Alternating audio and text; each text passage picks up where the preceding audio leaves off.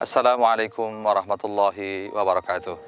Pemirsa dimanapun Anda berada, mudah-mudahan Allah Subhanahu wa Ta'ala selalu mencurahkan rahmat, taufik, hidayah kepada kita semua.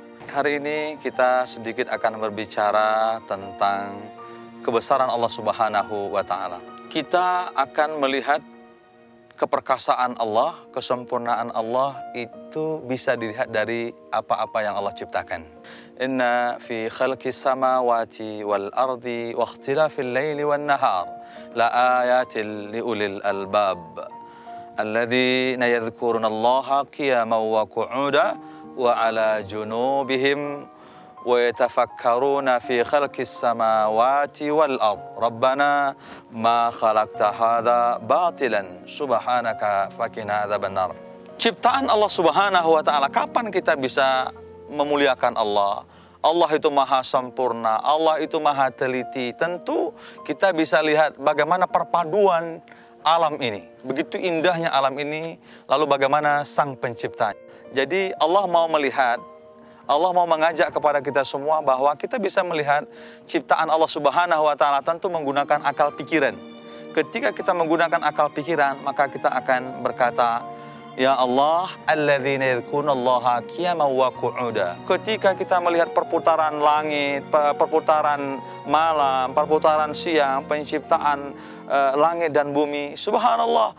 Kemudian kita sudah layaknya bertahmid, kemudian bertasbih, bertahmid, bertahlil, dan bertakbir, mengagungkan asma Allah Subhanahu wa Ta'ala. Kapan momen tasbih, tahmid, takbir, tahlil, takbir ini yang begitu bermakna sekali? Apapun yang kita lakukan, kapanpun dan dimanapun, semua mengandung pahala. Tapi Anda bisa bayangkan ketika Anda beribadah pada saat kemuliaan Ramadan ini, di mana orang pada saat beribadah, berzikir, bertahmid pada Ramadan ini, Allah akan melipatkan ganda. Ya Allah, ma khalaqta hadza batilan. Tidak ada yang Allah ciptakan ini dalam keadaan sia-sia. Kemudian kita mengakui kebesaran Allah Subhanahu wa Ta'ala. Ini adalah ilmu bagi orang-orang. Jadi permasalahan ilmu itu di mana? Di ruangan. Ilmu itu berada di luar. Itu ketika kita sudah mengaktifkan akal, sudah mengaktifkan mata, sudah mengaktifkan pendengaran dan hati melihat kebesaran Allah Subhanahu wa Ta'ala, maka Anda pasti melihat perpustakaan semua, ilmu semua yang Anda lihat.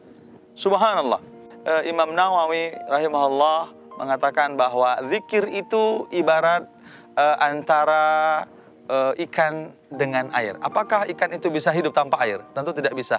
Berapa banyak kita saat sekarang ini sudah melihat kebesaran Allah Subhanahu wa Ta'ala, kemudian hati kita tidak merasa tenang dan sebagainya. Kenapa? Karena sulit kita berzikir.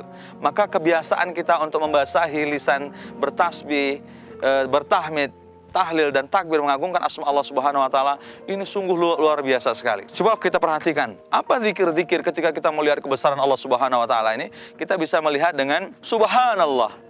Allah maha segala suci, maha kepada Allah Subhanahu wa Ta'ala. Allah itu maha suci. Artinya apa? Allah itu tidak ada sifat kekurangan di sisinya. Kemudian kita memuji Allah Subhanahu wa Ta'ala bahwa Allah itu maha sempurna. Semua nilai positif ada pada Allah Subhanahu wa Ta'ala. Kemudian kita bertahlil la ilaha illallah, mengakui eksistensi Allah Subhanahu wa Ta'ala, bahwa tidak ada ilah yang menciptakan apapun di permukaan bumi ini yang mendatangkan manfaat dan mudarat, cuma Allah saja. Tentu kapan kita bisa melihat dan memiliki ruh ketika kita bertasbih, bertahmid, kemudian bertahlil dan takbir. Tentu kita ketika mengaktifkan mata, pendengaran dan hati. Maka berapa banyak orang saat sekarang ini bisa memiliki mata, memiliki pendengaran, tapi nilai mereka itu kal an'am, tidak berfungsi, sehingga mereka itu seperti hewan ternak saja.